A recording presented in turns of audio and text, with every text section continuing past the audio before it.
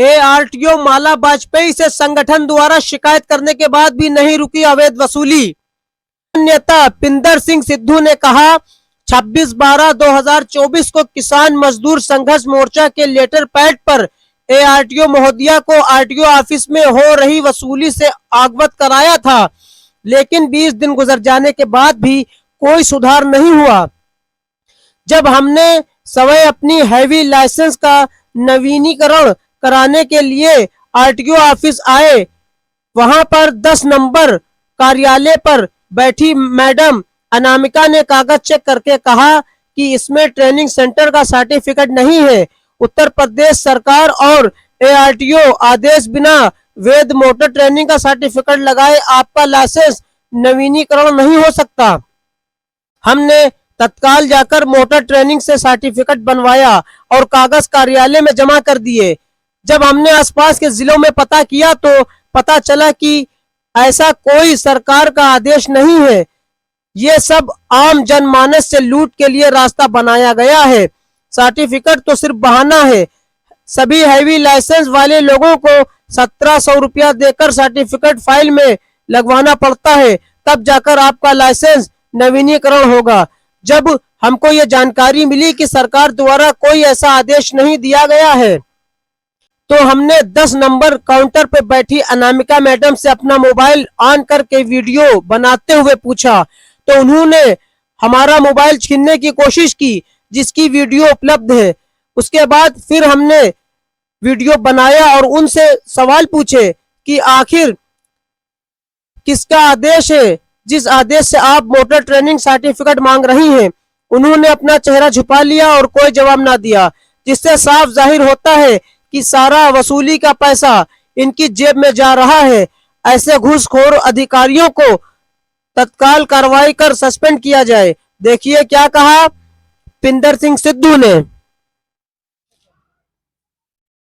आज आप RTO office आए थे, क्या मामला हुआ यहाँ आरटीओ ऑफिस में? हमारा हैवी लाइसेंस उसकी डेट खत्म थी, हमने सोचा उसको रिन्यूअल करा लें। उसको रिन्यूअल कराने के लिए हम आए थे, तो हमने बाहर से इसको ऑनलाइन कराया। जो ऑनलाइन फीस थी 950 रुपये, वो हमने जमा करी। उसके बाद जब हम अंदर गए तो वहाँ से हमें जहाँ पे लाइसेंस बनता है वहाँ से हमें अनामिका मैडम के पास भेज दिया गया, क्योंकि हम अपना काम स्वयं करा रहे थे, किसी के माध्यम से नहीं करा रहे थे। हम लोग अपना काम स्वयं ही कराते हैं, क्योंकि हम लोग समाज सेवी हैं, संगठन चलाते हैं। जो भी हमारे साथी हैं उनका भी काम हम स्वयं ही अपने साथ लाके करवाते हैं। तो जब हम मैडम के पास गए, उन्होंने हमारा फाइल पे नंबर लिख दिया, जो भी बनता हो, इनका कोड नंबर जो भी हो वो लिख दिया। वो नंबर लाके जब हमने यहाँ दिया तो मैडम ने वहाँ से बता दिया कि एक सर्टिफिकेट इसमें कम है, वो आप लगवाओ। हमने पूछा कौन सा, बता मोटर ट्रेनिंग सर्टिफिकेट लगेगा, आपका लाइसेंस हैवी रिन्यूअल होना है, उसमें सर्टिफिकेट लगता है। हमने वह फाइल यहाँ पर जहाँ पर जमा होती है ऑफिस में जमा करवा दी, और फिर उन्होंने वहाँ से अपलोड वापस करने के बाद हमसे कहा कि आप ये फाइल लेके जाइए और आप किसी भी ट्रेनिंग सेंटर से एक बनवा के लाइए। वहाँ से जो भी आपको सर्टिफिकेट मिलेगा ट्रेनिंग सेंटर का, उसके आधार पे आगे आपका ये लाइसेंस बनेगा। हम वहाँ से बना के लाए और जमा करवा दिया। जमा करवाने के बाद फिर हमने आसपास के जिलों से पता किया कि भाई कभी ऐसे पहले कोई ऐसा कानून था, नहीं था क्या, नया कोई कानून आया है जिसमें अगर आपका हैवी लाइसेंस की डेट खत्म हो गई है, आप उसको नवीनीकरण कराने के लिए आते हैं, तो उसमें ट्रेनिंग सेंटर का जो भी सर्टिफिकेट होता है वो लगेगा। जब हमने हरदोई पता किया, उन्होंने कहा नहीं लगता। लखनऊ पता किया, हमारे साथी थे, उन्होंने कहा नहीं लगता। लखीमपुर पता किया, नहीं लगता। तब हमें एहसास हुआ कि यहाँ पर जो ये लूट हो रही, 1700 रुपया जो लिया जा रहा है ट्रेनिंग सेंटर के जो कागज लग रहा है सर्टिफिकेट, तो वो लूट जो हो रही है उसी के लिए ये कागज लगवाया जा रहा है। तो हमने और पता किया, जितने भी लाइसेंस यहाँ पे बने, रिन्यूअल हुए, जो रिन्यूअल हो रहे हैं, जो नए बनते हैं उनमें लगवाना अनिवार्य है, ये बात हमें पता है, लेकिन जो रिन्यूअल होते हैं उनमें ये नहीं लगवाया जाता।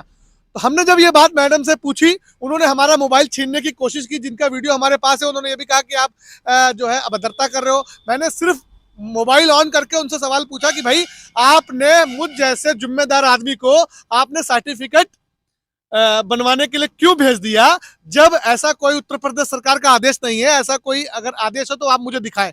तो उन्होंने मेरा मोबाइल छीनने की कोशिश करी। उसके बाद वो वीडियो कट गया। दोबारा फिर मैंने उनका वीडियो बनाया, जो आप सबको मैं उपलब्ध कराऊंगा। उसमें आप देखिए उन्होंने अपना मुंह घुमा लिया, हमारे किसी भी सवाल का जवाब नहीं दिया, जिससे साफ यह लगता है कि मैडम यह पैसा जो है घूस के तौर पे ले रही है माध्यम से, और कार्यालय की में घूस जो चल रही है लाइसेंस के नाम पे, फिटनेस के नाम पे, जिसका हम ज्ञापन पहले ही एआरटीओ मैडम को दे चुके हैं। हमने कहा भी था इसकी जांच करिए, तो मैडम ने कहा था जांच करेंगे। आज जब हमारे साथ यह घटना हुई, हमने एआरटीओ मैडम को फोन किया, उनके पास हमारा नंबर है, हमें तकलीफ है, उन्होंने हमारा फोन नहीं उठाया और कोई भी जवाब भी नहीं दिया। मजबूरन फिर हमने डीएम कार्यालय फोन किया, वहां हमारी बात हुई, वहां के जो कर्मचारी थे उन्होंने फोन उठाया, यहाँ की जो घटना थी हमने वो डीएम कार्यालय में बता दी है, उनसे हमने निवेदन किया कि वो जांच करें, जो भी मैडम ये दोषी है, हमारे साथ उन्होंने ऐसा किया है, और जो लोग हैं आम जनमानस, उनके साथ कैसे लूट ये करते होंगे जो आरटीओ के अंदर बैठे हुए अधिकारी हैं, चिन्हित करके ऐसे लोगों को सस्पेंड किया जाए, इन्हें जेल भेजा जाए, और जो यहाँ लूट हो रही है उस पर रोक लगाई जाए। नहीं तो यहाँ पे बहुत बड़ा आंदोलन होगा, जिसकी जिम्मेदार यहाँ की जिम्मेदार अधिकारी माला वाजपेयी आरटीओ मैडम जी होंगी, और अगर कार्रवाई नहीं होती है तो शासन प्रशासन इसका जिम्मेदार होगा। तो क्या लगता है कि आरटीओ ऑफिस में घूसखोरी चल रही है?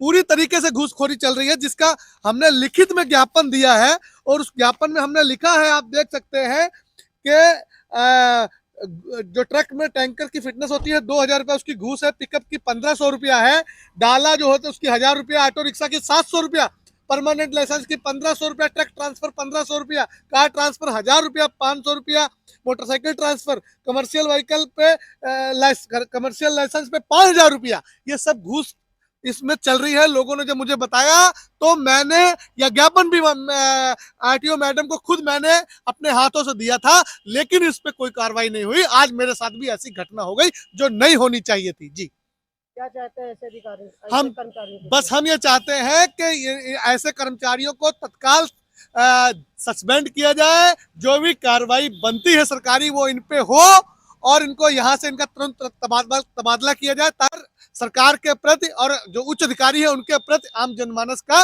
विश्वास बना रहे। हमें आशा और उम्मीद है अपने जिला अधिकारी से कि इन पे कार्रवाई जरूर होगी।